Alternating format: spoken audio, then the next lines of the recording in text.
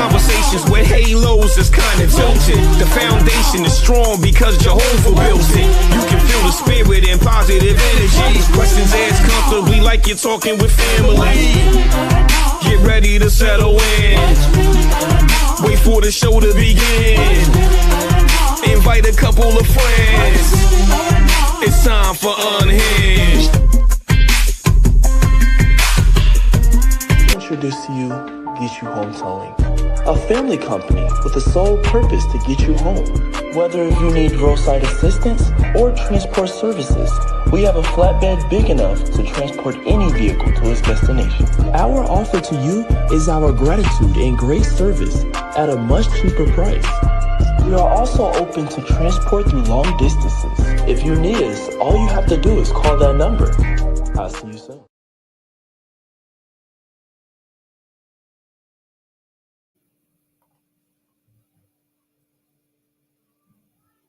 How y'all doing? Y'all all right? I mean, what's really going on? Thank you so much for tuning in. You've tuned in to Unhinged Live. I'm your host, Nikita Tilted Halo Hansford, and I'm sitting alongside my good girlfriend, Karen Sims Harrell of Twisted Threads, LLC. And baby, we've got a great show in store for you all tonight. But before we get into it, I want to go ahead and say hola, hello, welcome, and thank you to each and every one of you who are joining us on the replay. We hope you enjoy tonight's conversation. And judging from the energy coming from our guest who's waiting for us backstage right now, this show is going to be filled with shenanigans. All right. So before we get into it, of course, we're going to do things a little bit differently on tonight. I want to go ahead and ask my good girlfriend, Karen Sims Harrell, how you doing, sis? How you doing?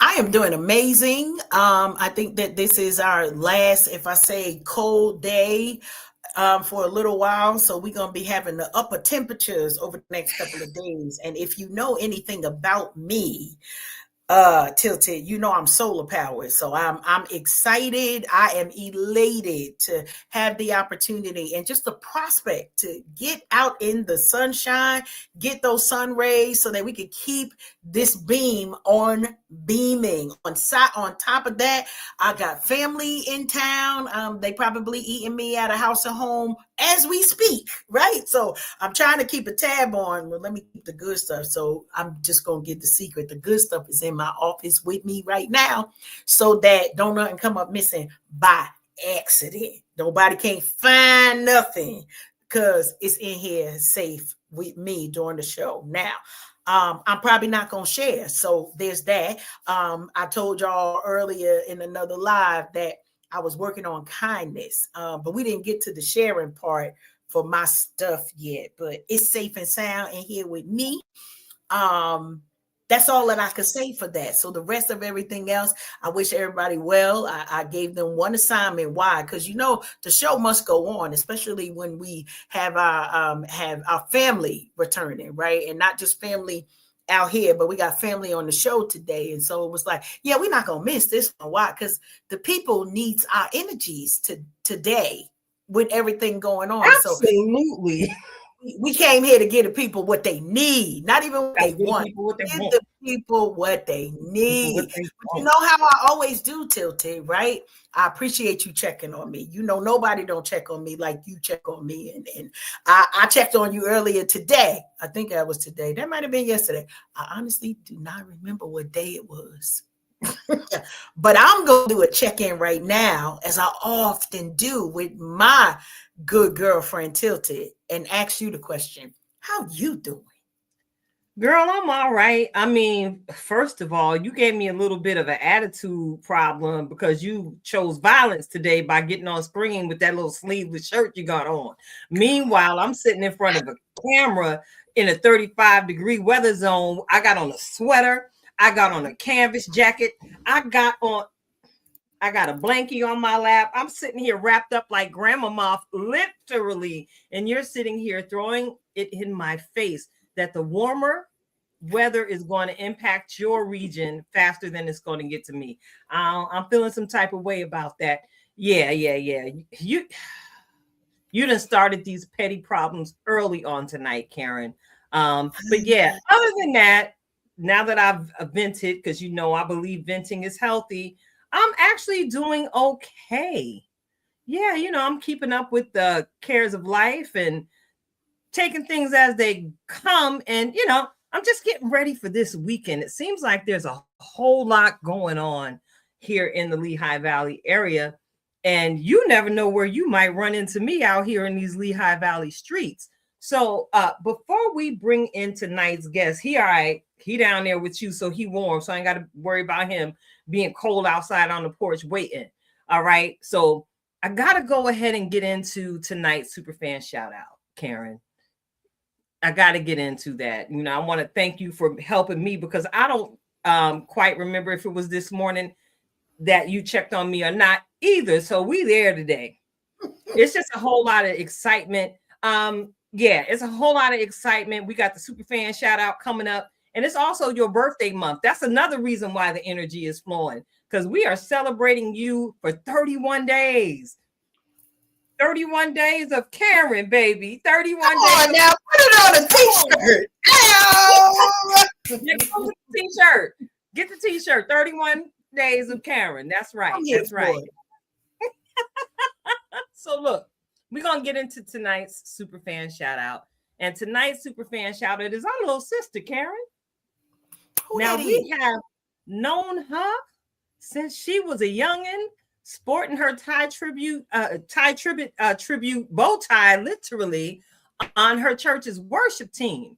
You know, I remember when we first made her acquaintance working with KJP Productions.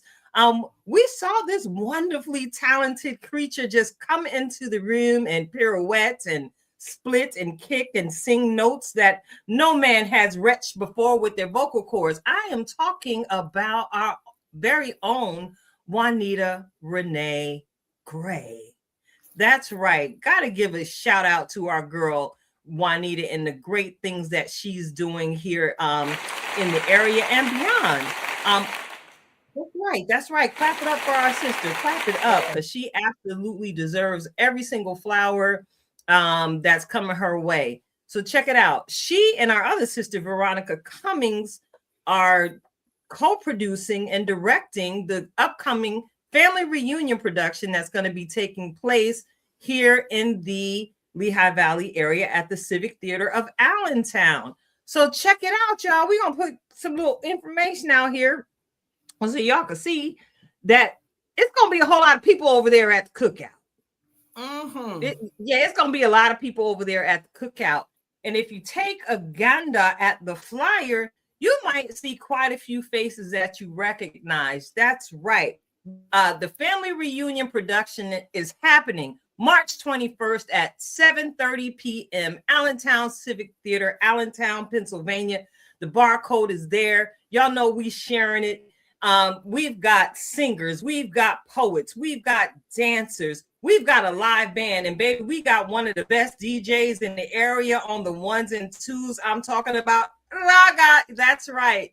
DJ Raga Dawn, our brother, our Interstar brother, will be on the ones and twos rocking it out tonight. That night, I'm sorry. And check this one out. Though it's not on that particular flyer, you know, our brother Corey Brown is the music director. I saw. Yes. The maestro himself is going to be killing it on the keys. Come on. All right. And you can only imagine my excitement, Karen, when I walked into the theater and there he was, as humble as can be. Yes. We already know how he's going to set those keys ablaze and give the people what they need at the family reunion. Yes. Listen, I don't want to sing it because, you know, YouTube got at us last week for. They got rules. they got rules, and now they watching us, they listening for us. But yeah, shout out to you, Juanita. It's been a pleasure watching you grow into the woman that you are becoming, because you have not yet arrived. You've done some amazing things. You've already received many acknowledgments and many accolades, but sis, baby, the best is yet to come. Speaking of baby, she's expecting baby number 3. And she did share with us that she's going to have another little princess. And, you know, in true Tilted Halo style, I had to ask her, girl, what did you do? She going to have 3 daughters. So while we're celebrating our sister Juanita, we are petitioning you all in the listening audience for prayers for our sister. Put your hand this way. Extend your right hand, which represents power, and give him glory. Come on. All right. Now, you know, Tilted, I'm gonna put my church finger up because it's I gotta speak a little on the interlude that I know you are expecting with the Corey Brown. So I'm gonna say that, you know, when I saw the version of Flyers and I saw your picture and I said, oh, there go my bestie, she doing it out there in those Lehigh Valley streets. And then I saw the Mr. Corey Brown, and you know, because it's been about 10 years since he and I, literally 10 years, we worked together. I believe in 2015 was the last time that, or 2016 that Corey and I actually worked together on stage was 2015. And I got happy for you. Now, that only happens when you know the connections of the individuals and the combunction junction that's about to happen, not just with you and Corey, but with V and Corey, with Juanita and Corey, with Hassan and Corey. Listen, I promise you, I spent probably about 2 days with the question, how can I get in the room? So here's the solution. I can't get in the room. But I advise each and every one of you that are in the listening audience and close enough to get in that room on March 21st, go ahead and make it your business to get in that room so that you can experience all of the work, all of the joy. You talking about vibes on top of vibes. Go ahead and get you some. In this world, with so many different things going on, you're going to need to take that break. So go ahead and get your tickets now before they go ahead on and get sold out. So I thank you for allowing me my few minutes of interlude. You know, as I say, get out there and go see some of that greatness. Yes, ma'am. Yes, ma'am. So check it out. All right. I think I see our guest, you know, just finishing up his warm-up flow. I see he's gotten a little loose, a little crack, the kinks out. He's doing his thing. I mean, not for nothing. He got this chain around his neck, y'all. He needs to do some exercises. That thing looked like it got a little bit of weight on it. So listen, like I already said, y'all, we're going to do things on the platform tonight just a little bit differently as we welcome our family, our mentor, our coach, our girl. If you don't get this done right now, I'm talking about our brother, Rasheem. What's happening? I like to call him Peanut, but you know, Karen be looking at me crazy. We in the building. What's happening, y'all? Welcome back. Listen, I'll tell you one of the things y'all just said that made me, my first thing I wanted to say was, it's a beautiful thing to have family. You said family's in town, right? Yeah. Ain't that a beautiful thing to have family? It's a give me 5 minutes, but yes, it's a beautiful thing. you feel like a kid again, though. When they come, yes, you feel like a kid again. Yes, you know what I mean. I feel like everything that's nostalgic is just a beautiful thing at this point. Yes, it take you back to those good times, those loved ones that's left here and everything. It's a beautiful thing, especially at this time and age. You know. Yes, I agree. So today, what we got? I got a few. Oh Lord, what are we doing, Karen? What did I just do? Yeah, I got a few questions for both of y'all. I wanted to deep dive because I think that every day I'm talking to somebody about something different, and some of the questions, it's like some of the statements that they make. I'll ask one question like "bow," and they go, "I'm gone. I ain't even think of that. You know what I mean? And I like that. I like having those moments where, you know, like reflections of purpose, you know, and things that are unhinged, you know what I'm saying? Like, I like that, you know what I'm saying? That's what it is. So tonight on y'all show, I have a few questions for the queens. Okay. I got a few questions for the queens. All right, we're gonna jump into this.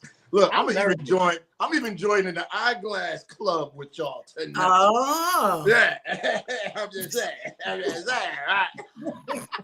Because look, the font on this paper right here is a little different. You know what I'm saying?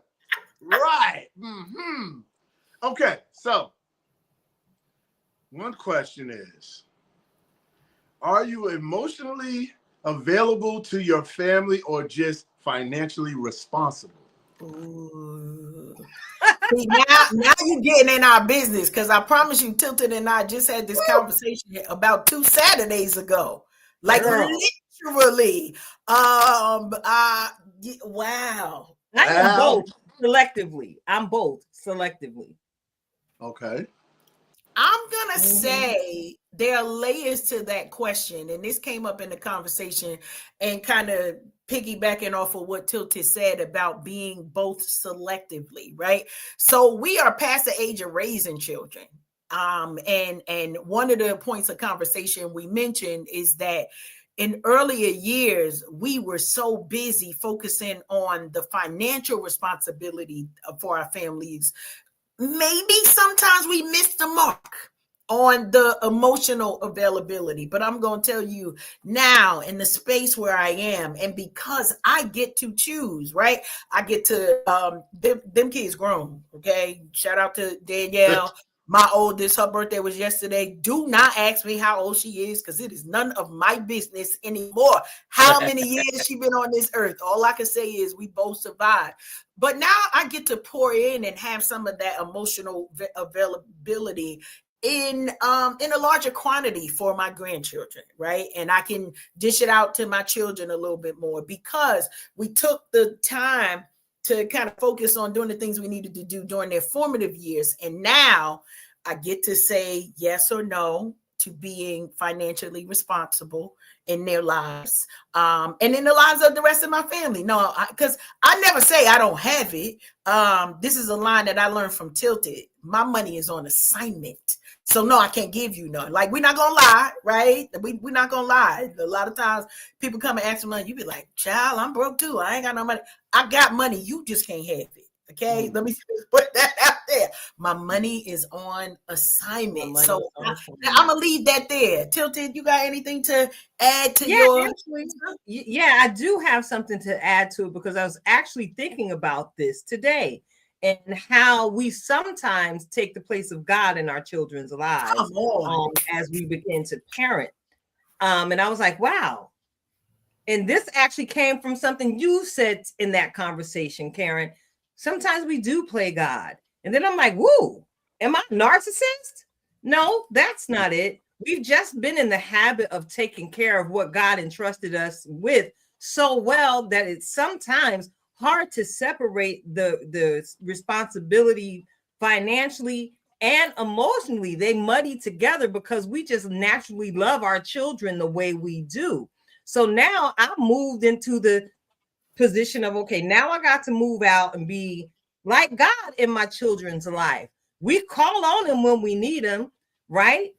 And that relationship develops over time. Sometimes we got to give our kids space, especially with them being adults. Sometimes we've got to give them the space to say and come to us when they need to really tap into what it is they know we have to offer, as opposed to just volunteering what we know, and trying to impose what we think they need to get the help or to change the situation that they're standing in. That's kind of like the way God has handled us individually. You know, if we don't acknowledge him in all of our ways, meaning our good, our bad, and our ugly, if we don't acknowledge him in all of that, is it fair for us to go to God only when we need something? True that. So yeah, that's I'm gonna end it on that. Huh? I said, wow. That was a good first question. Wow. Yes, it was. Thank you. Here's another question. We're gonna move on. We're gonna go deeper. Tell the world what it feels like to be a Black woman. All my life I had to fight. I had to fight my brothers.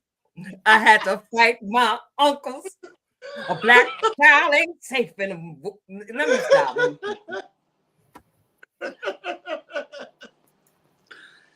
Go ahead, hit us with it. Hit us with it.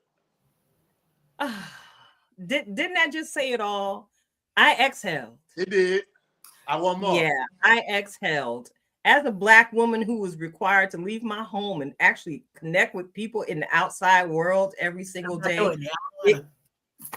right? You know what? There you go, being petty again, Karen. I'm sorry. Anyway, I don't want it. But it's exhausting. It's exhausting, because people already have so many preconceived notions about what to expect from us when they see us, how we present ourselves, how we show up. And though some people often tell me I'm extremely eloquent and well-spoken and all that jazz, sometimes it's like, yo, what am I supposed to speak like? Did you expect ignorance to come out of my mouth? What's that about? That's exhausting. Even though I'm just being who I am, if I step outside of that, people don't know how to take me just being regular old Keita. And Keita is lit. I'm the bomb. When I step outside of, having to be that person instructing or teaching or, that girl. Right. What is the expectation and why? That can be tiring, man. Yeah. Not to be allowed to be 100% of yourself. I do my best not to code switch, and I really don't. I use the broken English in the office. I don't even care. But it's like, how many instances do I really truly get to do that? Sis be tired. Sis be tired. I love this question. What is it like to be a Black woman? I don't like calling myself Black girl magic because I'm not magical, although there may be certain things that are a little mystical. Maybe you don't understand. But Rasheem, this came from a conversation that you and I had, and it was me saying, it's not an ego thing. I am dope.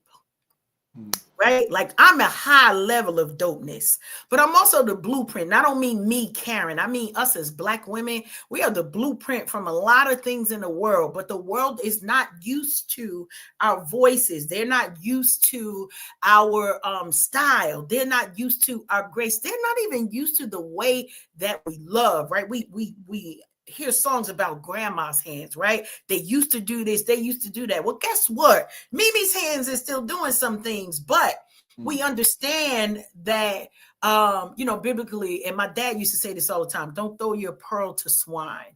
And it's not to say that people are not worth it, but some of y'all not. I can't say it another way. There is brilliance that we bring when we step into the room. But here's the thing. As I second what my sister has said, it is tiring because we don't often get fortified.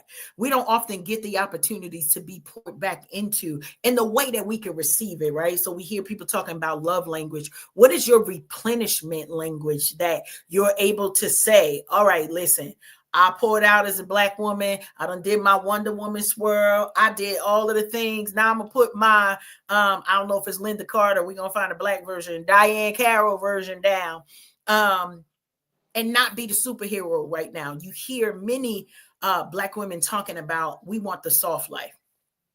I say it often. I'm not signing up for struggle. I know that it comes and we will handle it. Do not sign me up for struggle. Now, I recognize that I'm one of God's strongest soldiers. I get it. But me and the Lord talk about, Lord, if you could skip me with this one, I appreciate it. Because, I had did the last 10 hard ones. So if I could just get one soft one, I really appreciate that. To be a Black woman sometimes is to be underappreciated. But you know what we do? Find you a Black woman, right? And you doing something fly. What they gonna give you? Extra energy. You looking fly, what we say? Shoes. Okay, shoes. Come through hair. Okay, hair. Yes, dress. We coming through and we fortifying the nation. So when I say we're the blueprint because we are dope, we don't keep our dopeness to ourselves. We gonna lift you up in a way that you didn't even know. Somebody gonna be like, shoes? She talking to me? My shoes? And then they skipping and hopping all the day long because can't nobody do it quite like us right now. It's a lot of dope people in the world. We're not taking that from y'all, but we have to be able to be celebrated and replenished so that we can bring more greatness in the world. But love that question, sir.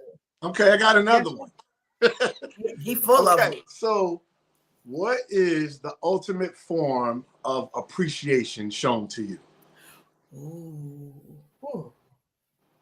Thank you. Thank you. Just to hear thank you. Just the word thank you. I'm gonna say this. This is I don't hear it enough. Okay. I do too much and I don't hear thank you enough. That's I'm going to agree with this, and I'm going to say something else, right? I'm focusing on that replenishing area. Give me a moment to rebuild, to recharge. And a lot of times, I think Tilted and I are this way. I'm a hugger because it's how I literally, like, my superpower is recharged when somebody hugs me. So my grandkids know I'm hugging you whether you like it or not, right? Like, and I know, they're huggers. They want to hug me. This is not a, weird situation where it's like, no, don't touch me.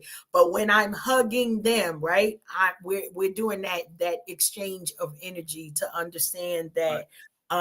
That's a thank you to me as well. And everybody is different. I know that's something that we've moved away from because, now we carrying diseases and whatnot. So we can't hug like we used to. But I hug selectively with those who are closest to me because there's a thank you in that hug. There is grace in that hug. There's replenishment in it because, when it's genuine. Now, if you stink, keep yourself over there. I don't need to but it's a thank you.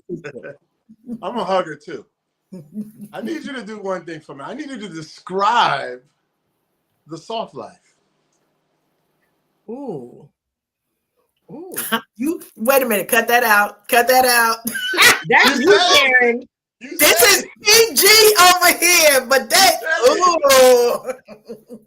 you said it. So I said describe the soft life. You mentioned it. Go ahead, do it. You said it, Karen. That's all you. Soft life for me is don't nobody bring me no bad news, right? Don't come over here trying to create chaos.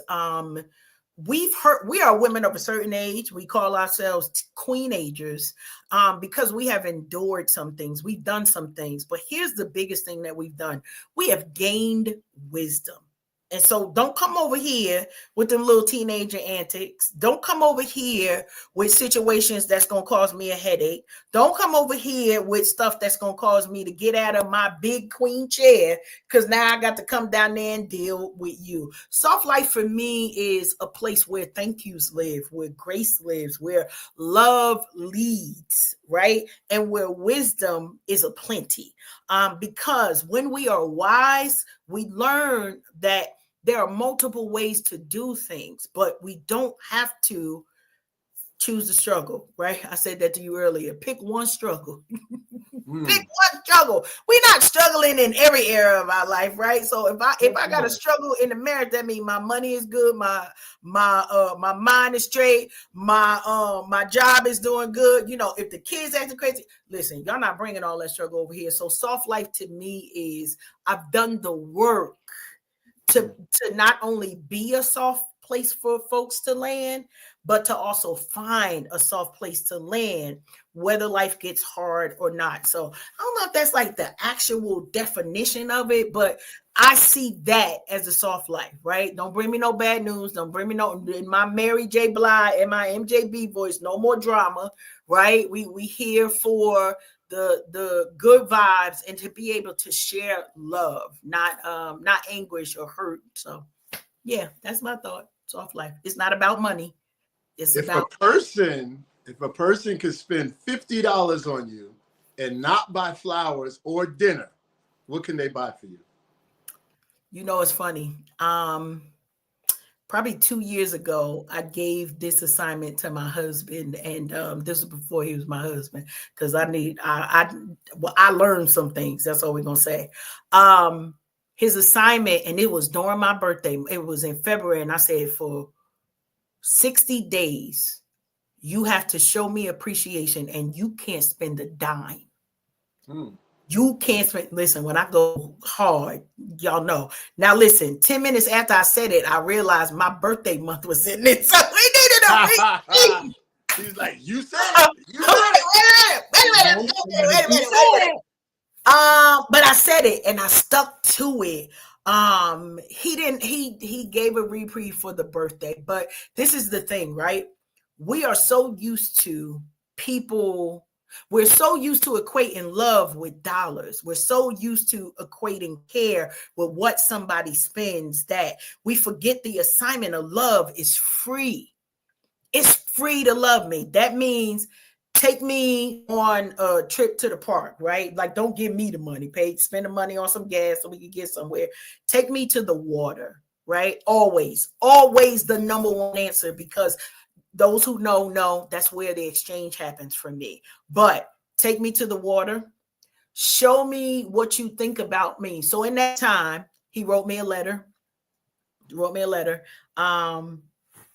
It's somewhere in here. I found it a year ago. He wrote me a letter about what his thoughts were for me. It was small things. But some of us have to be trained in the area because we are used to, well, if I love this woman, I gotta spend this, spend that. Also realize, for those of you who don't know, he done already bought the diamonds, right? We bought the diamonds, we bought the car. So now you either gonna go bigger. I don't know where we're gonna go from that, but I'm gonna test them. Or do you break it down and say, my love language, and this is for real, my love language are words of affirmation. That don't cost you a thing. But actually, my love language is gifts and words of affirmation. But because they go hand in hand, and I'm a writer, your words to me become a gift for me. And so that's a thing that I'm really, really big on. What do you say about me? What do you say to me? What are your thoughts about me? And it's a sucker punch, but I'm a cheap date. That's all I can say. So he gets so that guy gets to keep the $50 then. Okay. He gets to keep the $50. So now he can spend $100 on my good girlfriend Keita. That's what I heard. I got you, girl. That's what it is. That's what it is. So I guess what, same question? Yes. Well, the question is $50. How could they spend it? Now, yes. I'm gonna let, if dude wanted to spend the money on me, I like good lotion, okay? And my lotion be costing $20 a bottle. You got to drive to the little spot in Philly to find me what I want. If you do that for me, that shows your intention, your thoughtfulness, that you've been paying attention to my details. Karen, what lotion is this? Is this Victoria's Secret? What is this? No, this ain't even no Victoria's Secret. I buy this at a shop in Philly called Yadane, and it's all sourced, all natural products. It's the Islam Brothers. It's from the sisters from the nation. I use that good stuff, baby. It's pure. Okay. It's pure. I like good lotion, and I have been known to just hop in my car and drive down to Philly and just stock up. I was good this winter. Notice I wasn't complaining too much about being ashy this year, right? I stocked up. I was ready before the season got here. The only thing I needed to do to top off my mango shea butter lotion, okay? That's what I'm talking about. Shea butter. That's that mango shea, baby. Okay. Okay. So look, okay, if you can answer, both of y'all answer, what is one thing that you would say makes you happy?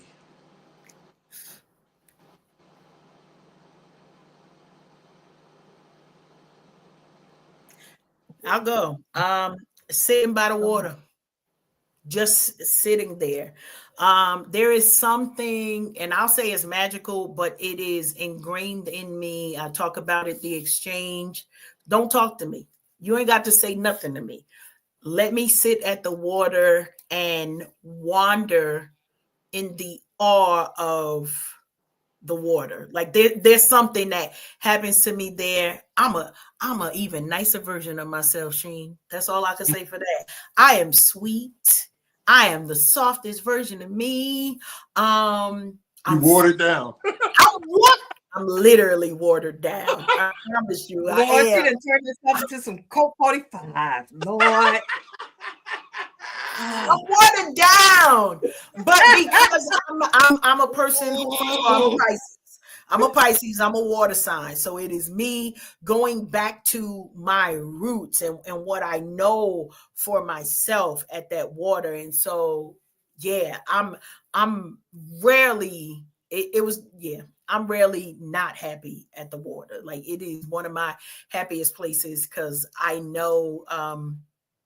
I just have a fullness of who I am there. And then me makes me happy, right? Like the awe of what God is showing me about me, through me, for me makes me happy in that space. So thank you. Tilted. I actually like silence. Silence speaks volumes to me. It's in silence where I can hear the strategy I receive, when there's absolutely no noise. Fun fact about me, my last drive down, I talked to y'all and share with y'all. I got my hood music on during the ride. I got my R&B on during the ride, but for at least 2 hours of that ride, I rode in silence. I like to take in the sound of everything, the details of the sound of the road. You ever notice the sound of your tires as they're rotating? They actually have a rhythm. Mm-hmm. And if you turn your auditory thoughts in another direction, you can hear how smoothly your engine is running. Absolutely. And then if you have the audacity to roll down the window, there's something about the sound of the wind passing by your ear. You can actually hear velocity in sound. I actually enjoy just silence. For someone who's a talk show host and everything, I'm not a huge talker unless the conversation has purpose. So many a day, I ain't got to talk to nobody for 3, 4, 5, 6, 7, 8, 9 different days. And guess what? I'd be okay, because the internal dialogue, it comes up and I'm able to address the wrong thought and start to speak life to it and redirect myself. Sometimes I convince myself that I'm not good enough at a thing, but then I begin to speak against that one thought. Hey, but remember you did this.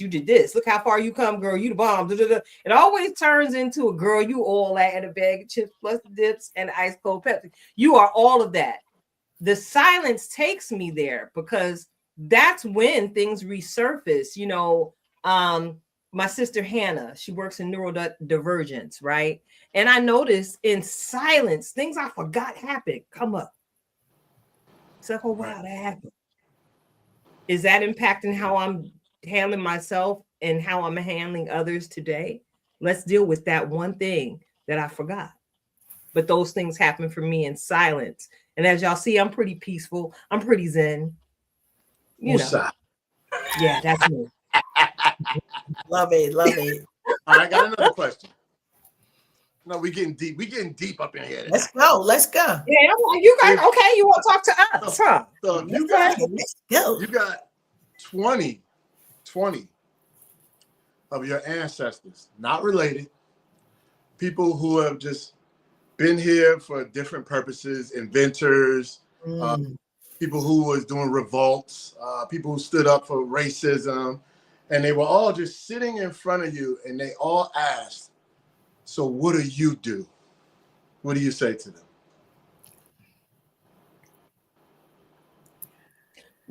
The question is, what do you do?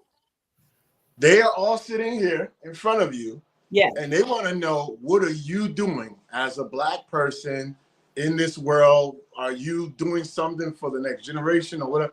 What is your purpose? What do you do? Ooh. My purpose at this elevation in my life, because I realize every round goes higher and higher. And I had told y'all back at Thanksgiving, I'm a soul in transition. I'm ascending double nickels. I'm ascending 55. I'm very aware that my purpose right now has been to this point is, again, like Karen said, being a blueprint to the younger generations behind me. In particular, to the younger generations behind me who have lived and experienced foster care. I'm taking that part of my life's journey and just sharing the testimony of everything that sprung out of me because I was a foster child. It wasn't all bad. And I know that that's my God perspective, that helps me see it differently because, I fell in love with studying the scriptures very young. So I'm able to look back and say, hey, it had to happen. Shout out to our girl Fantasia, who sang it best. It was necessary for me to look back in those moments of silence. Those are the seasons in my life I'm revisiting, like, wow, I might have been in foster care. However, and she's now my ancestor, Mama Franklin. Mama Dorothy was that African-American woman who was also an educated woman, who was also an Eastern Star, who was also the first Black woman I was in close proximity with, who was an entrepreneur. She had multiple businesses. So having that, it impacted me clearly. But yeah, my purpose is to give back. And I know she was a young woman who left Southern Alabama, Jim Crow, all of that. She was a fair-skinned woman who some could say could actually pass because, passing was a thing. But her story, it aligned and collided with mine and brought me into my purpose. Right now, we changing lives like little Black girl. The one that they saying got the nappy hair. Look at me, sweetheart. You're beautiful. You just don't see it yet. Yes, that hurt. But if you tap into your higher power, God can take that pain and turn it into a purpose. And if you really hold on to that, God can help you turn that thing, what the devil meant for evil, and work for your good. That is my purpose, to remind people that God is always with you. God is for you. He is more than the world against you, because I promise you, I had the world against me, but I hope I'm making my ancestors proud. I know my mother's on the other side cheering me on as well. Baby, we finna tell this story because it wasn't bad. There was good. And there is a purpose to every single thing. That's how I became a life purpose coach, y'all. I don't even know. There it is. It's the purpose. Mm-hmm. I love it. I love it. One of the things that come to mind when you ask the question, what am I doing? I'm thriving. I remember we used to go into the supermarket, and yes, it's going to be a joke. And they'd be like, well, do you want to feed the hungry? I am right now. When I'm shopping right now, I'm feeding the hungry, right? It's like how to help poor people. Don't be one. I don't know. So I want to mirror, and I think my answer to those ancestors would be, I'm building on the foundation that you left. I'm trying my best not to squander the opportunities that you opened the door for me for. And I'm encouraging other people to take those broad steps and wide strokes so that we can reach further, farther, better, stronger, all of those things. And understanding that my past is not just a blueprint for me and my family, but it's for those other single mothers, those other teenagers that dealt with some things. I recall just like literally having a conversation with my grown children about some things that I encountered. And they were like, oh my goodness, Ma, your story could be a Lifetime movie. Honey, my story could be a Lifetime channel. Okay. I'm not talking about one movie. We got stories on stories on stories. Episodes. Episodes on how we overcame every obstacle, and it wasn't by ourselves, right? Shout out to you know him as 14K, my brother Andre, aka Goddaddy to my oldest child. And I remember saying to him, you know, oh, God brought me over and got me through all of these things. And he was like, no, sis, I need to correct you, right? Because you had to make the decisions that yielded a positive impact on your family, right? God gave you the choice. You still had to choose. And so in my answer to our ancestors, I would let them know I'm choosing life. I'm choosing joy, right? I'm choosing to make sure that the wins that I experience also leave breadcrumbs, not just for me and mine, but for the next generation. Why? Because I want, and I would say this all the time with the work that I did in DEI, it never was about me. It wasn't about me. It was about, I'm going to bust this door down for my grandbabies, because if I don't open the door for anybody else but for the 55 grandchildren that I have, that's enough. But to know that every door that I walk through, whether somebody decided that they want to close it, okay, now it's your fault. And you'll ask me, what do you mean it's your fault? Now we got to find another way. Okay, so that means your glass gonna be broke. That means all of the safeguards that you're trying to put. I just wanted to go through the door. We gonna make it. We're going to get to the other side. That's what our Harriets taught us. That's what our Malcolms taught us. That's what our Martins taught us, right? That's what our Mayas taught us. That's what we're learning right now. When we see entrepreneurs like Tyler Perry and those particular folks, I don't even know the people who bring in the production company to North New Jersey, right? Somebody said, we're going to bust all this down. Don't care what it takes. We're going to get to the win. And so that tenacity is what I'm bringing to our current generation, not only to remind them and encourage them we could do it, but I tell you, well, okay, we ain't going to say that. I'm encouraging them. That's all we're going to say. I'm going to tell you what I say. I'm encouraging them, because sometimes we got to take a little bit of that Martin and a little bit of that Malcolm and merge it, right? By any means necessary, I'm going to love y'all to greatness. There you go. I like that. That's cool right there. That's pretty cool. All right, well, I done asked a bunch of questions, you know what I'm saying? So I'm just saying. But y'all got some questions? Yeah, well, I want to put that last question back on you. Which one? If your ancestor, that same question you just asked us, you sitting in a room full of the ancestors. You got Malcolm, you got Martin, you got Nat, you got all of them. Okay, Alex Haley, even Picasso. I could speak to different genres of ancestors, just to help broaden your answer, because I'm speaking to everything that comes up out of you. So yeah, same question to you, Mr. Pugh. Okay. Well, it's funny because I feel like I carry them with me every day in everything that I do. Even when I think one of the things that I kind of took for granted and really wasn't paying attention to was the tow truck business. When I first started doing the tow truck business, of course it was about, hey, this makes money. Let me try this. You know what I mean? Buy a truck, do my own thing, blah, blah, blah, blah. But then as I chose the name Get You Home Towing. And then I recognized that I was doing a service by helping people get home, right? But then that became something deeper when I met the old lady, somebody's grandma. And when I saw the 17-year-old Black girl stuck on the side of the highway. And then when I saw the brother, his car went down in a ditch. And then I saw the girl who crashed into the tree, and she's 16 years old, and her parents running, and they're like, oh my God, I'm so happy you got her. When I seen that I'm this Black man smiling, saying, you all right? And I'm big, and I got weapons in case any craziness is out there. And I'm making sure that these people are safe, especially in a world where people are snatching people, and especially in a world where they're snatching young girls. And I see the fear in their face even when I'm pulling up.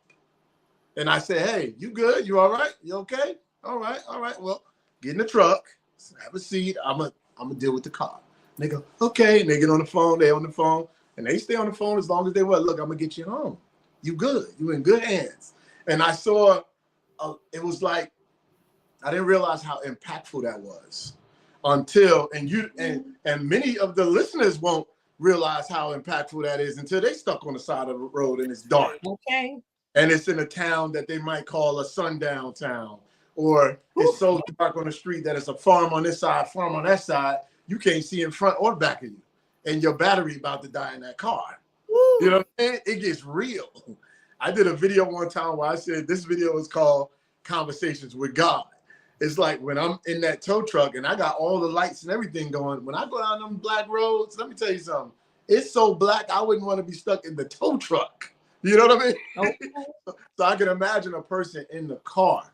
So that's just one thing that I'm proud of. I'm proud of the lyrics that I write, the messages that I put in the music that encourages, that uplifts. I'm proud of my nonprofit that has put a lot of people in films and different programs. And I mean, even whenever we would do a casting call and you see 80 people show up, and I always wanted to be in something like this.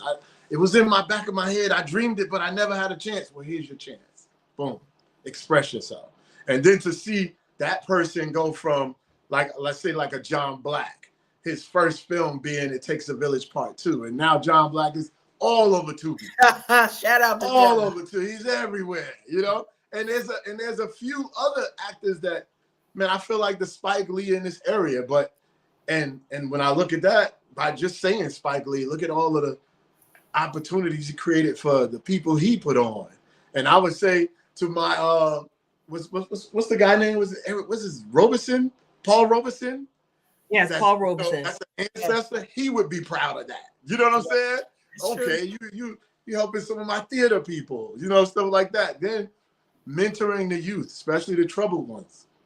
Sitting there telling them my story. All right, when I was 17, I got locked up. I was facing 25 years. And I decided at that moment, you know, I better change my life and pursue my dreams. Some people hear that story and they go, wow, okay.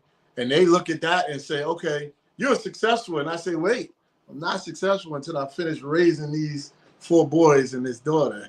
You see what I'm saying? I'm still pouring out into them. And I want to see them become adults and grown, and they have their success. And you know, the success ain't just money. Of course, it's family, love, all that good stuff. So I have a lot to share with my ancestors because I really feel like one of their bloods is still in my blood, and it pumps every day. And when I see certain things, it just makes me like roused up, you know. Even when I see, we were looking at the war today, and I said, you know, just imagine there was a time where the white man was at war and said, we can't win this war unless we recruit some black people. But we got to give them incentive. Well, let's tell them that we're free to slaves if they do that. And guess what? They fought their butt off and they won that war because of them brothers, you know? And I sit here and I look and I say, you know, well, we watching TV and we watching the bombs in Israel and all that. And I said, well, you know, we've been at war. We at war with our food. We at war with our privacy, you know what I'm saying? With the ring cameras. I mean, it's a camera on every corner, taping everywhere we go. We've been tracked on our cell phone. We've been at war. We at war when we get pulled over by the cops. We don't know what's going to happen next, you know? And then in my case, when you get behind my car, it says, this is a concealed carrier. And he's also a master mason. So when you go to his door, you better have your hand on your gun because he has a gun in that car.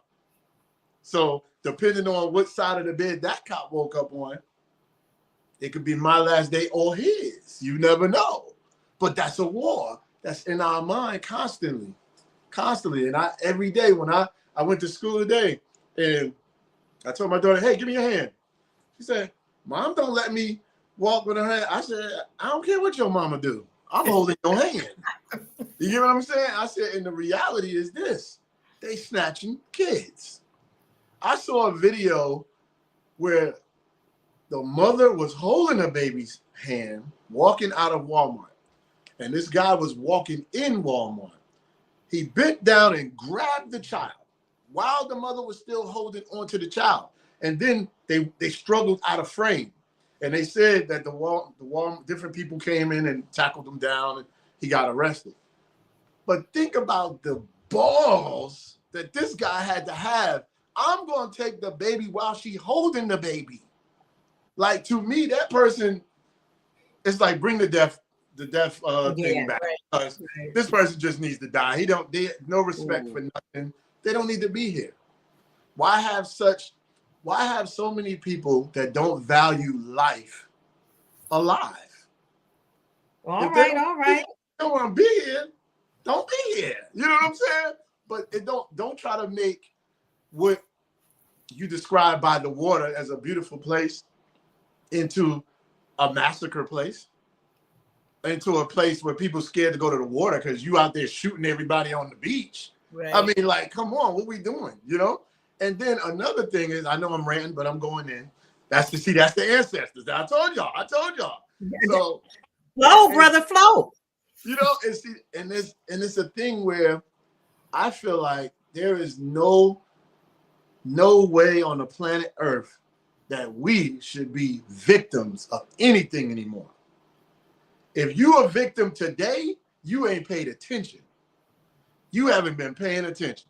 If you don't have a concealed license, guess what? You might have a felony. Get your daughter to get one. Get your son to get the cousin. Somebody get it. So when y'all in the car together, there's something to protect the life the guy gave you. He gave you one. Don't let no fool out here just because they wake up on the wrong side or their money ain't right. They gonna take it out on everybody. No, not me. Not today. You know what I'm saying? We being victims, even in the workplace. If you're a victim in your workplace, you haven't paid attention. It is so many. It's this one girl. She comes online. What is her name? Her last name is the Hittens. And she always talks about, she comes on and she be like, Anichiwa, hello, and assalamu alaikum. Did y'all know you can make $10,000 doing this in 30 days? And she keeps coming on YouTube and she keeps telling you all these different ways that you can make money. So yeah, it's nothing wrong with having a job. You want the job, keep the job. But if somebody disrespect you at that job, if somebody sexually assault you at that job, don't stay there. Get up out of there. You're going to survive. God provides. You know what I mean? Pay attention to all these different new ways that's coming up for you to make money and take advantage of them. Yes. we look at the young people. Young people, it's so funny because a lot of us older people in our 50s and older, we look at these young people and be like, they have no clue or whatever. But the reality is they see more opportunities than we saw, and they're going for it, and they have no worries about failing. And you have to admire that because they ain't worried. You worry more than them. You saying, well, how they gonna pay the rent at the end of the month? And you see them, they over there like, Friday. How you gonna pay your rent? Did you save your rent money? No, I was thinking I was gonna work about it. Yes, I'm about to DoorDash. And then they pay the rent with DoorDash. You was worrying for nothing. They done figured it out. You know what I mean? How to create that stress-free life, that soft life. Look, they $50. That sound like the party life. That sound like the party life. Yeah, that's a life of freedom for real. Right. So that was just all of that was just to answer the questions. Sorry, that just it's all good, ancestor. But here's the deal: you're sitting here with one of the media moguls of the area, and I got a little thought for what's really going on. Hey. As you were speaking, you were talking about how the young child was almost snatched from their mama right there in Walmart. So with everything going on in the world, right? We see that we're at war. And so many of the commentators online are sharing the thought that this was the hugest way possible, the hugest way ever to distract from the Epstein files, right? Mm-hmm. So part of the Epstein files recently revealed that Life Touch Photos, the CEO, the owner of that particular company, had a huge, was mentioned quite a bit in the Epstein files. And you know how my little tilted brain gets to work. And my first thought was like, oh my God. They took millions. Every child's name, address, telephone number, mama name, age, date of birth, and they plugged it into a database. Wow. So they know who to mail these photos to. You know, you got the picture ID associated with the number on the packet that they signed. Took it one step further. I'm like, wow. So that means if your parents didn't have like all of the money to pay for the largest packages back in the day, I think the $100 package, you was balling because you had extra pictures and everybody in your whole cipher get a picture of you that year. But a lot of parents couldn't afford to pay for those photo packages, right? So many students just went and got the free ones that came just because you showed up for school picture day to be included in the yearbook and in the class photo. I shared that thought to say, I wonder if that's how they even index the children whose information they were able to obtain through the Life Touch photo packages. Can we have a conversation about my thought on this? Get into it. I see you over there shaking your head, Rasheem. You getting your Stevie Wonder in it. You riding with me, riding. Listen, let me say this. A lot of people want to join clubs until they see the fine print. It's a lot of clubs out here that do a lot of stuff. We just get the surface when we talk about people who go to college and they join fraternities and sororities, right? The hazing process that everybody talk about. It was lawsuits. It was all kinds of stuff. One sorority put their finger in the guy. I mean, it's a lot of different assault stuff happening. Fraternity. Right? Well, as you go up the ranks and you go into these bigger groups, more private groups, a lot more stuff happens. And it's been happening for a long time. I literally just saw the other day where they said they was going through different countries of how many children are missing each year. And they said over 400,000 kids a year in America get snatched, get missing. That tells me 400,000. So I have to say to myself, where are the parents at? What were they doing? And is it from parents? Guilford County, when I was working with these youth at one point, they had over 600 kids in the system. Over 600 kids in the system. And a lot of these kids were in foster homes. And you have to ask yourself, are foster kids getting missing? Is it daycares? Is it the high schools? I mean, what is it? Is it because somehow you can't steal certain kids from certain places. That's right. You just can't. You know what I mean? Because somebody's eyes is always on them kids. And you can't get it. Like if you go into projects and all these mamas in the windows and cousins outside and playing, the boys standing over there selling drugs, try to go steal a kid right there in front of them. Just try it. You'll be dead before you get out the parking lot. You ain't making it off the block. You get what I'm saying? You're not making it. So then they go to these suburban areas. Okay, then it's kind of like Malcolm X said. He said, all y'all want to be over there till y'all get over there and see what happened to you. That's right. See how they treat you over there. You know what I'm saying? And it's just one of those things where I made a post and I was angry because I saw that video.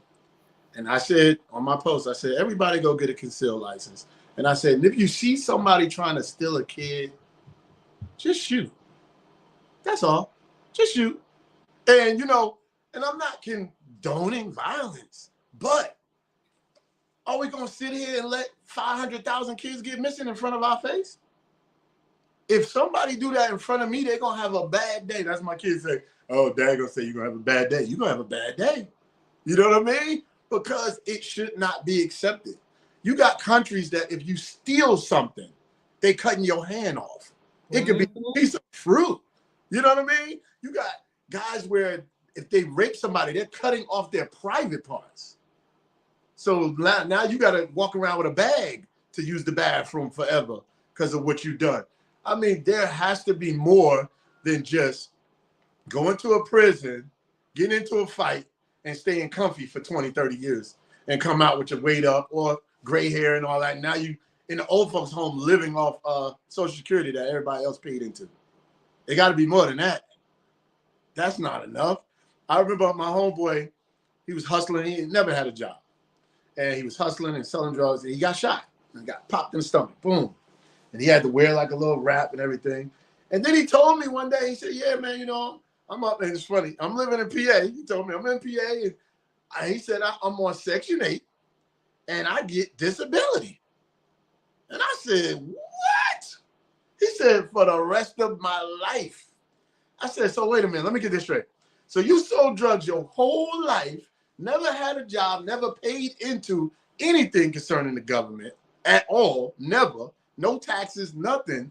You get shot doing some street stuff, and now our tax dollars pay for you for the rest of your life to sit at home, and you got Section 8 voucher, living in a better house than most of us, because Pennsylvania is beautiful in the Poconos. Yes, it is. So I said, wow, oh, wow, that's deep. And it really taught me something. I was like, wow, like when I see this war on TV, you ask the question, why?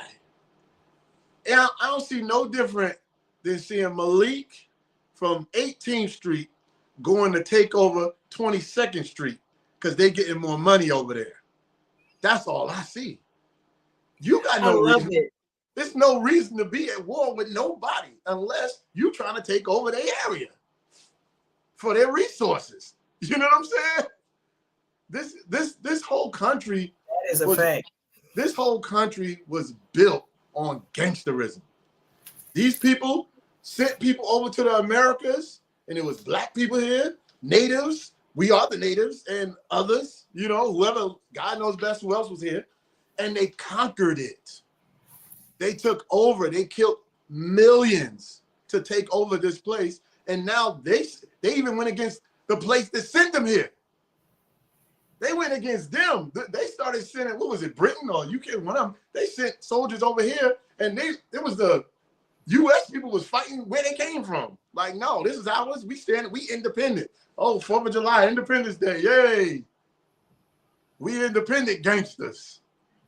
You see what I'm saying? Now we got our own gangster thing. So now we gonna gangster the black folk. We gonna gangster these folks and those folks over there. Oh yeah, we gangster. Oh wait, hold up.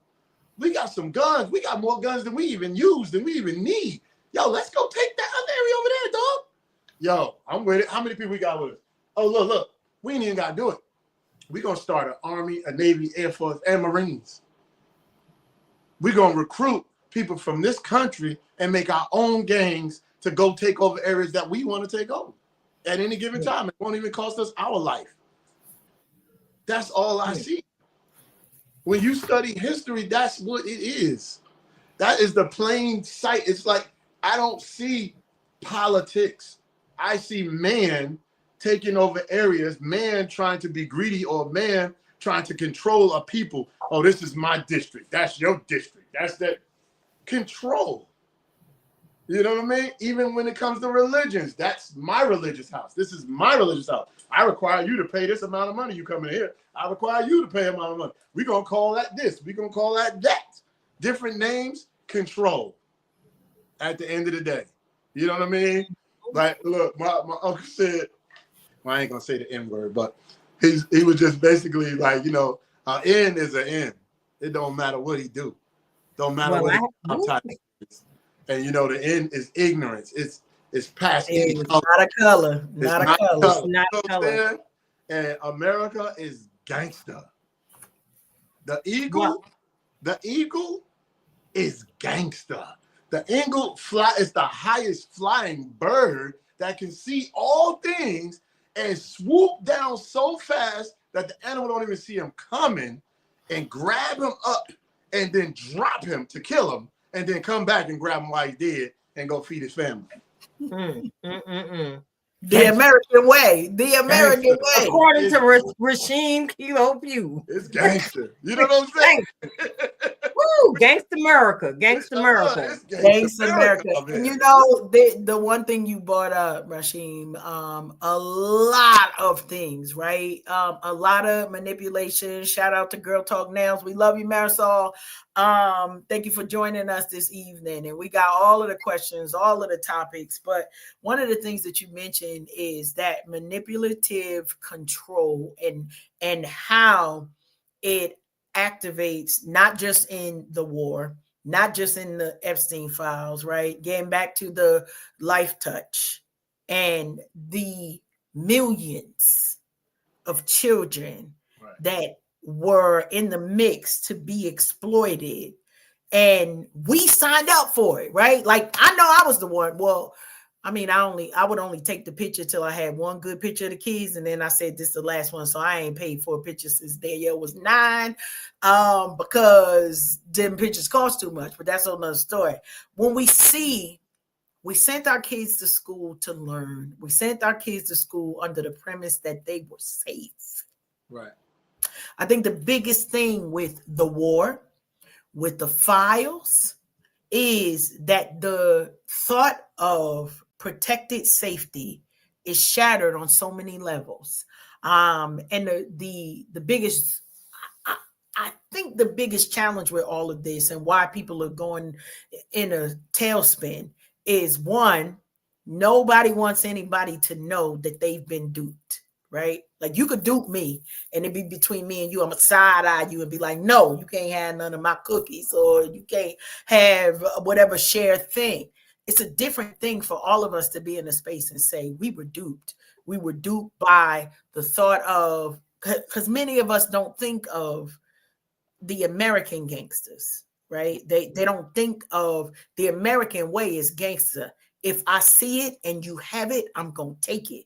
That is also the American way, right? That's how this country was founded. When we think about the myriad ways that DEI has been taken out of conversations and taken out of all of the different places, and you know, we'll say, well, they don't want us to be educated, right? Because they want us to remain ignorant. But the fact is, they don't want anybody to know the dirt, right? If I know that my grandma was part of the lynching of your great grandpapa, I don't want nobody else to know. I'm not concerned that your grandfather is dead and that your family saw hardships. I'd rather hold on to my ego, my pride, than to say, you know what? We did have a gangster time, and I wish that things were different. That, to me, is the real reason why the information is leaving our schools. And shout out to Marisol, as she mentioned, right? Why is homeschooling so important? I know, I promise, I tell Alfred, I'm taking all my grandkids. Like, where they going? They can't come here. But thinking about why is homeschooling important, right? I recall my eldest grandchild going to school, and they came back with the story, right? It was Black History Month. Y'all know it's Black History Month every month. It's Negro Day every day at my house. Mirror. Look at my mirror said it. Yeah, listen, it's Negro Day every day. But the challenge was, I said, you know, Harriet Tubman had a gun? Because the version that they teaching them is she was docile. She got knocked upside the head. She didn't have no sense. She knew exactly what she was doing. She knew that it was life or death. And so it's going to be you or me. And so when we have Black history lessons, right, talk to them about Malcolm and Martin coming to the fullness of their own, putting them in rooms where they could hear other names that we don't even know about, right? We think about Henrietta Lacks and the lawsuit that was just settled.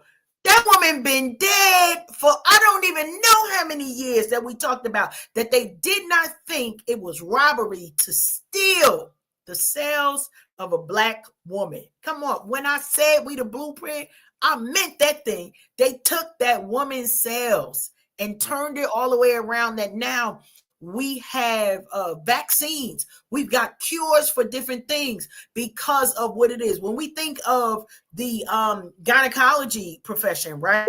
Think about all of the things. Where did a pap smear come from? They took Black women, they took women of different cultures and were like, we gonna test on y'all with no anesthesia. Right. We know we gonna make it simple for y'all. And so now we can't even go to the doctor because our doctors are trained. Oh, we must lie about our pain. And so they treat us that way, right? So when we say we tired, that's why. Why does it have to be our blood spilled so that you can advance? Why does it have to be that you believe that we are able to be tortured versus this the reason why, Sheem, I'm snatching the soft life? Because what they want to give is not soft. It is survival, right? And we're going to survive. I will survive. All of the things. What they wanted to do was to break us. Right. You know, to break us as a nation, to break us as the original people mentally. Because here's the deal. If you take us away from our originations and the knowledge of who we truly are. Come on now. You know, not for nothing. They stole her cells and they made medicine. They made magic.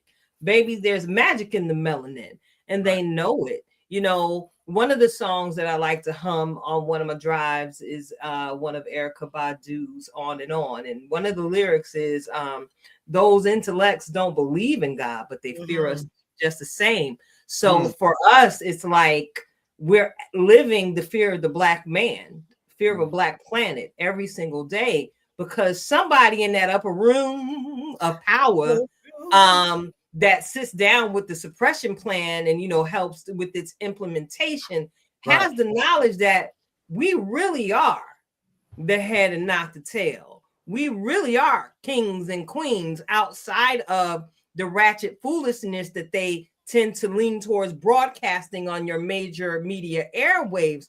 We really are the royal ones. We are the thought leaders of origination. Come on, mathematics. Right. And the crazy part is that's the proof that we are at war constantly. Constantly. And it is bigger than just Iran, Israel, and the divided states of America. And that's why we got the ancestors right here with us. In spirit, you know what I'm saying? In the blood. Ancestor strong. Ancestor strong. That's right. And no, for anybody who might be listening and be like, oh, they over there worshiping the ancestors. No, it's called ancestral veneration, baby. It's okay to acknowledge where you came from. Absolutely. It is okay. You know why? You know why it's great to acknowledge the people who came before you? Because there's so many people that tell you not to. Facts. There's power. Anytime somebody tell you don't do that, don't do this, don't do that, you have to question it. You know what I'm saying? You have to question it. And you know what's so funny when you mentioned Harriet Tubman, something stood out to me when I thought about it. It was like she tried it the regular way. She did. Saved up her money to buy her freedom. And then here comes this Black man. And she thought love and her freedom was gonna go together. And that Black man showed his Black hand side, stole her wealth, and she had to make a decision. I don't have that many more years to work to build that kind of money again.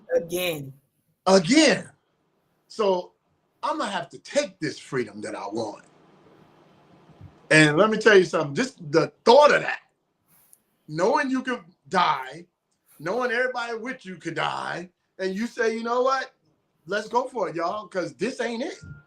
This ain't it. And it was so, I mean, that story is just amazing. But there's so many others that have made it that has not been written about. That's right. And that's why we got to remember them, because they all work together.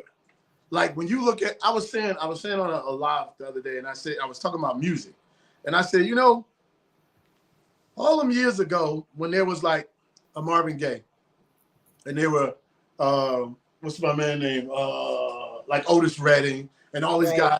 This was a time where they had friends and family. True. Who was in the studio with them, who loaned them some money, helped pay the rent, helped put gas in the car, that we don't know about them people. We only know about the name that went up in lights. That's true. And all of them people that was in our concerts, those were our family members at those concerts. And they know them people personally. They met them. They shook their hands. Some of them went to school with them. Some of them, you know what I mean? So it was amazing because I was saying, like, today is tomorrow's history. Absolutely. So today, as we all live together on this planet, we need to know each other, hug each other, talk to each other, laugh with each other. And yeah, some of us will have the names in lights and history. It won't matter because God don't care nothing about that. But guess what? We are here together. So let's make the best of this lifetime that we have together and make it strong and enjoy it and love on the generation that we can. You know what I mean? Because we tomorrow's history. We tomorrow's history. You know what I mean? Words of wisdom from the Dream Coach. We love it. We love it. Yes, absolutely, absolutely. Great conversation tonight, y'all. Do they got any questions in the chat? I don't know. Marisol, I see you up there. You got any questions for RKP tonight? You got any questions for Coach Cash tonight? Anybody else out there in the listening audience? Look, hold on. Look, I got some questions over here. Uh-oh. He pulling up his glasses again. Uh-oh. There you go. He wrote a song about it. Want to hear it? Here it go. Let's see. What was the thing? Here's a question. Did you parent your children from a place of healing or from unprocessed trauma? Come on, you know the answer to that already. You know what? I'm healing now.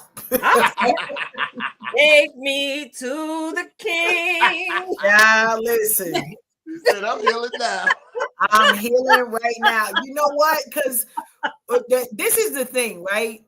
Probably 10 years ago, we didn't have a language for this, right? So I'm gonna bring this to the forefront, right? I watched the clip, and I don't know if it was on Instagram or YouTube, wherever it was.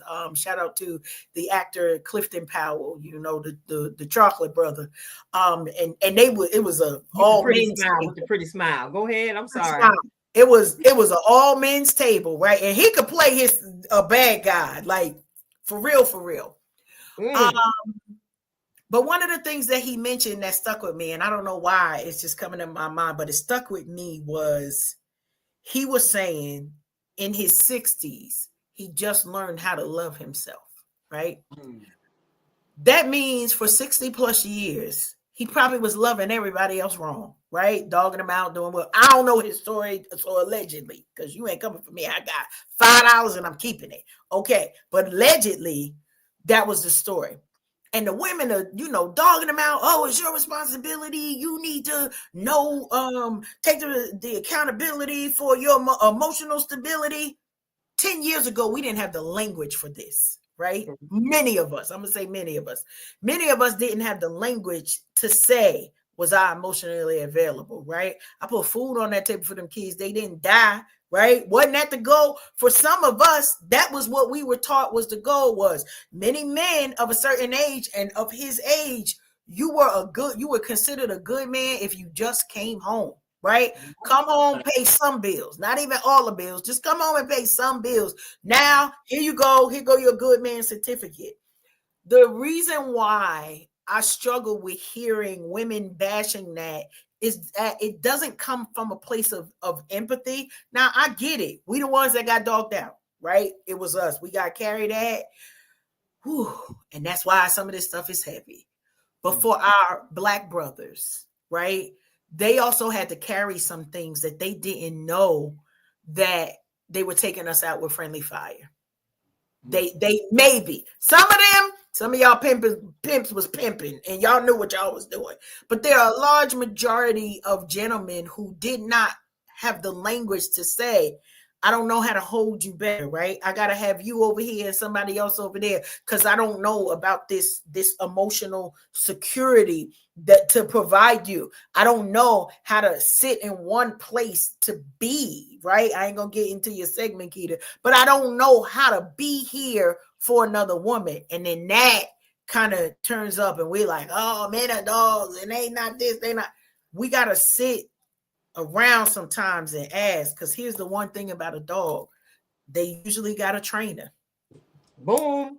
It ain't my time for my purpose and purpose. But have we as women been seated in our positions and training these so-called men or dogs to be less than the thing that we needed? Church finger, passing. I got to add to that. I had that conversation. You made the reference to men being dogs.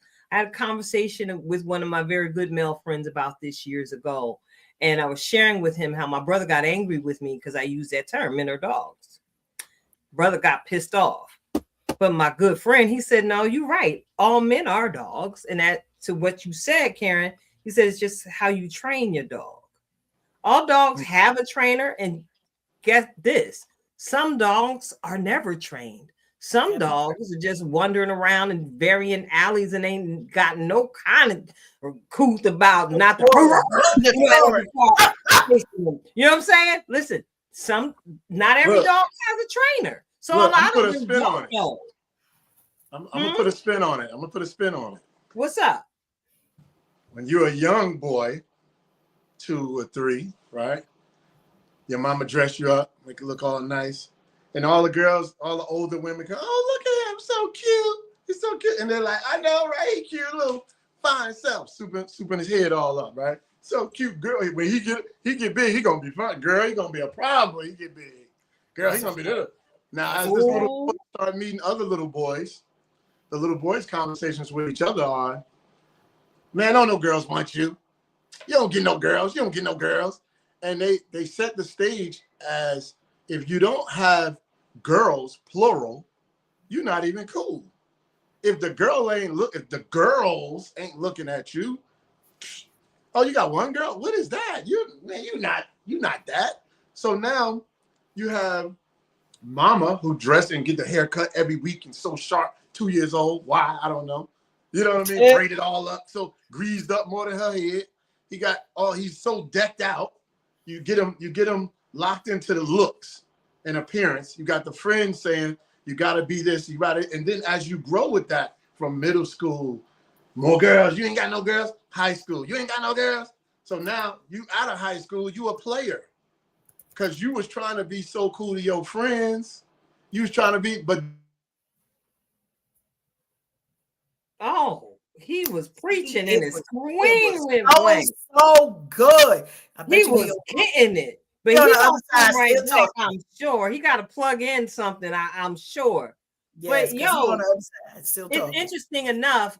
He's talking about how the mothers grew, rear the boys to be trapped into a look. It's funny because I actually experienced this in a conversation with an older gentleman recently, who said to me, I never been the one to talk to a natural woman.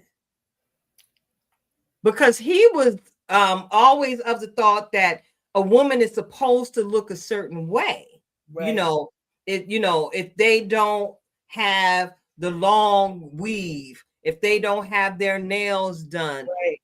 He was given a perception of what the standard of Black beauty was supposed to be. And then you run into something like me, cute as ever with her natural curls. And now you wonder, what is it about her? She don't have a 30-inch bust down. No, I don't. That part. I prefer whatever inches I decide to keep it. Because today going tomorrow. Because I'll call Barbie and be like, "Can you taper that down?" Marisol, we're following you. We following you. All right, he came back. We knew it was good. That's because it was too much information and power being shared on the line. That's always happens. But go ahead. Come on back in there. Then hit your audience. You here? We see you. We hear you. We see you. Can you hear us? Nope. I don't hear. Let me see. Can you hear us? The phone rang. Hello. All right, I'm gonna take them off. He can give us the thumbs up when you ready. When you can hear us. Or just put them on mute. Let them be there on screen. Okay. Can you hear us? I can hear y'all. Okay. Yes, we can see you. You back. All right, there we go. Gee, Weezy. Okay. So I left off That was somebody calling my phone. And when it calls, it knocked me right off the thing. Wow. So, okay, so you got mama souping you up as a little boy. You got middle school, high school, all your friends saying you need multiple girls to be cool. Then you meet this girl, and because you got multiple girls, you break this one girl's heart. And when you break that one girl's heart, she lets you have it. She give you the truth. You a dog, you this, you that, you this, that. And you're like, but that's all I learned. That's all I learned. And what am I supposed to be? Because they told me this from the beginning. I had to be cool to have I followed the rule. Right. The rule. Right. So now, like, okay, and then you got to relearn everything. I remember Malcolm said that in that movie. He said, before I can teach you anything, I have to get rid of everything you learned. Mm-hmm. We got to get rid of all the bad. And now let me give you the good. So it's interesting because, like you said, what's her name said, Clifton Powell said it when he was 60. And it's an interesting part of life how God allows you to mature and learn more as you evolve. You know what I mean? As you get older. And it's the same thing like fruit being bare. Like the tree can grow and you can't eat nothing off of it until it actually bears some good fruit, you know? It takes a while to get there. You know what I mean? It does. Go try to chew on a banana tree before the bananas get there and tell me how it tastes. That part. Marisol got a question in the comment streets, right? She's saying, is it that or is it that there's too many to choose from? So we got a lot of women out here who look at that smile on that man's face. Who will perpetuate, right? Who will perpetuate what it is. So let me tell you something. It's a lot of looks to choose from, but it's not a lot of qualities to choose from. It's not a lot of people with great moral compasses, great appreciation for even having a man in a relationship. You know, you get the girls that been single for a long time and they have to take the garbage out, hang the pictures up, fix the leak, change the flat, and then they go, man, I wish I had a man. You know, they can appreciate some of the things that some women have right now, but they just don't just supposed to be what you're supposed to do. You know, I think when people, all right, I'll tell you like this. Somebody asked me a long time ago, what keeps a good marriage? And my answer was, when my goal is to make her happy and her goal is to make me happy, we're going to be good. That's a fact. We're going to be good. You know what I mean? Because I'm going to have patience. I'm going to be like, oh, that ain't making her happy. I got to figure that out. Let me change that up. You like that? Is that better? Oh, all right, that's cool. You like that? All right, boom. And she do the same with me, we're going to be good. But as soon as a person say, you know what? I got to think about myself, it's over. It's over. It's over. Isn't that one? Because when that person think about themselves, they are no longer thinking about you. It's a wrap. It's a rizap. It's a wrap. So check it out. Rasheem, thank you so much for taking that mic toss so gracefully tonight. You handled that. You did that. And I look forward to sitting in with you again next month, sir. Mm-hmm. You'll be back. Listen. Let me tell y'all something. Some of those questions I gave y'all, that is going to be something when I do interview each one of you individually on my podcast. The world is listening. Okay. It comes with, listen, all I'm coming with is deepness. Well, we ready with some of the answers, but check it out. I'm looking at the clock, and we about to get kicked out to school because the hall monitor is down the way. Said, "Wrap that up, B. Wrap that up."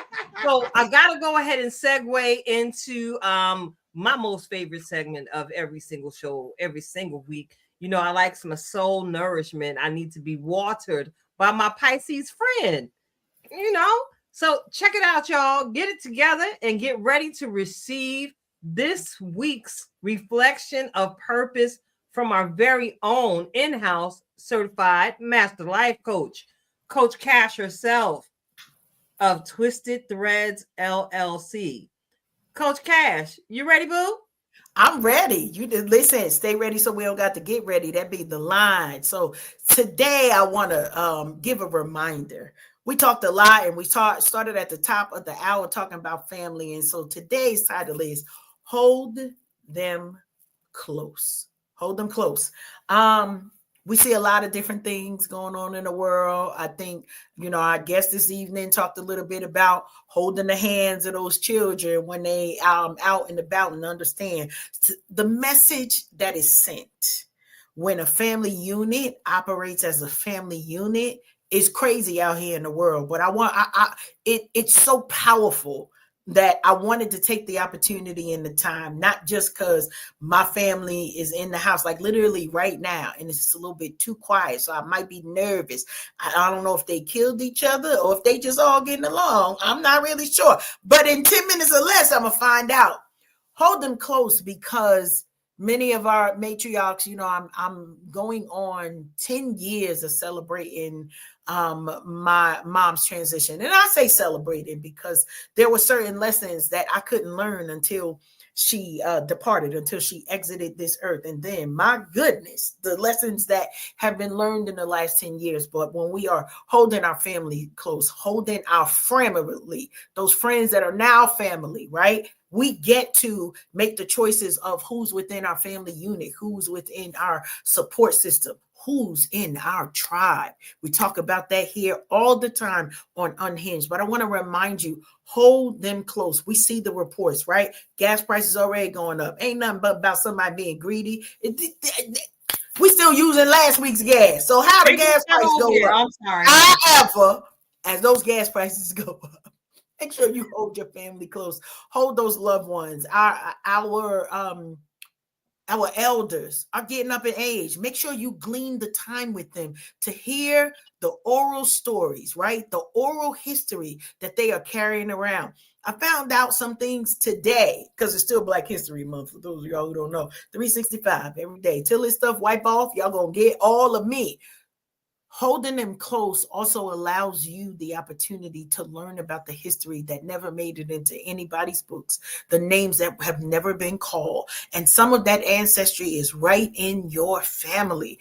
I'm preparing to take some time next week because my best friend said 31 days of Karen. So we're going to celebrate all 31. I think we got 39 to 29 more days to celebrate. And during that time, I'm going to take the opportunity to read some writings from an ancestor that is a great grandfather to me. And knowing, when we say, show them who you are, you can't know who you are until you hold them close and are held close by those who mean the most to you, right? Tribe, that's y'all who come on these times every week. You know that it's coming and you support us and we appreciate you. And so we're holding you close, but we want to remind you, do that for your family, your kids, your grandkids, your husbands, your wives, those that you say you love. Don't leave them out there. One of the things that we know about Rasheem, it doesn't matter where he is. He's one of those man's men, right? I say that in a way that he don't care who you are. He has a protector spirit. So if we somewhere, be like, okay, wait a minute, hold up. Because, if I got to cover both of y'all, that means one got to be here and one got to be there. And if it's 4 of us, that means all y'all. So we know what to do in those areas 90% of the time as tribes. But when you hold them close, you get the updated language so you can work through your trauma, so that you can work from a place of not staying in dysfunction, but a place to go from trauma to healing. And so we want to remind you, hold them close, gather the oral stories, and then meet us back here the next time we come live, because we might be needing to hear from you about your story, about the thing that you overcame, and for us to see you thriving, not just surviving. Tilted. That's all I wanted to say today. So I'm going to throw it right back at you. Hold them close. That's good. That's what's up. That's what's up. I'm trying to tell you, listen, so much has been shared. And I got to take us out with this just be outro. And I've been on a different vibe lately, and we've been bringing the scriptures back into the conversation because they're very necessary. Many of us were brought up in the foundational faiths of one of the top 3.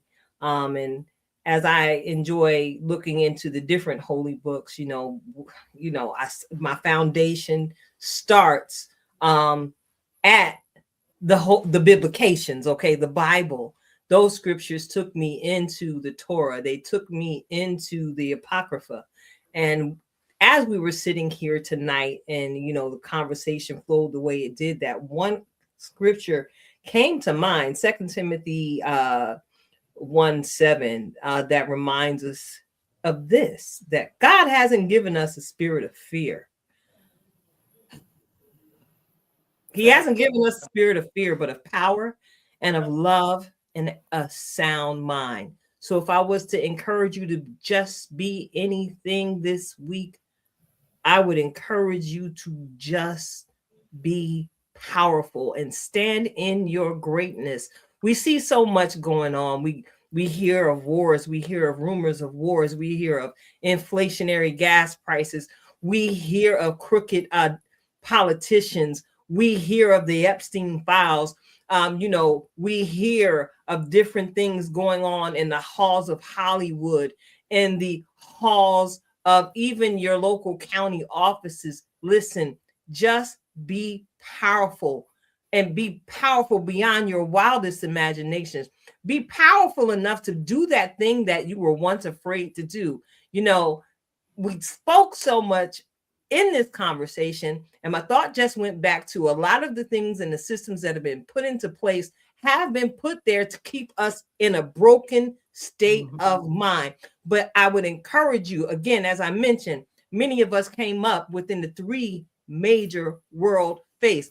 Tap into your power, because I guarantee you are going to find a word that will literally become the wind beneath your wings to help catapult you into your next. It doesn't matter what it looks like. It doesn't matter what it feels like. Another one of my favorite scriptures tells me not to be afraid of the arrow by day, right? Or the terror at night. Listen, I'm powerful, and the Spirit of God rests in me. So that means I'm capable of doing anything but failing. And guess what? If I fail in my humanity and in my limited human nature, guess what? I'm going to fail forward and take the lesson and use it to repurpose it into something powerful, purposeful, and powerful at that. So stand in your power and just know that you are, because God really did create you to just be. It's your girl, Tilted Halo. And I'm sitting alongside my good girlfriend, Karen Sims Harrell, Twisted Threads LLC. And we got our brother, our coach, the one again that tells us, girl, get it together. RKP, Rasheem Kilo Pugh. Save the Arts TV. Indeed. Thank you so much for joining us. Do you have any last Thanks for having me. No problem. Karen got to go, so we got to get out of here before the family jump in the room and we get to. Y'all gonna see something in the frame y'all may not want to see. I'm just saying. All right, y'all. I'm out. All right. Until next time, y'all. We out.